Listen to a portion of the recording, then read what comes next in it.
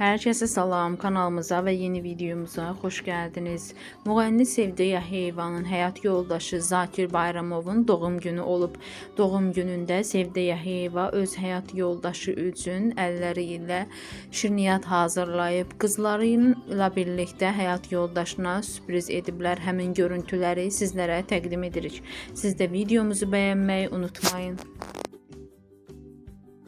Happy birthday. Okuyun görün.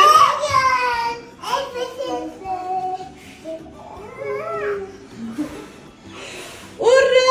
Happy birthday. Bugün papanın ad günüdür. Tebrik ediyoruz seni. Maçela papanı. Papanı maçela. Sen Aynen de maçela papanı.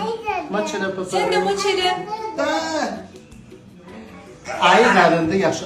Ayı da Bu da səbirsizliklə benim gözləyir. hazırladığım cheesecake. Dünənləri sizə paylaşmışdım. Artıq bu hazır vəziyyətidir. İndi yeriniz məlum, bunu çayla içəcəyik. Bundan istiyorum. Ayı da, sən yeyəcəksən tortdan.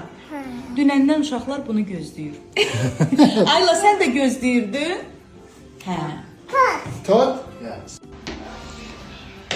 Təbriklər doktor.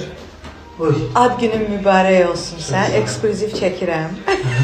İşə gedirsən. Sənə bol uğur, gözəl gün, pozitiv əhval-ruhiyyə. Etanalmışlar. Da.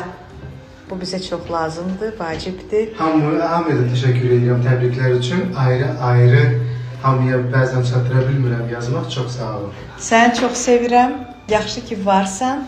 Bu yaşın sənə çox uğurlu olsun. Amin. Öpürəm səni. Çox sağ olun.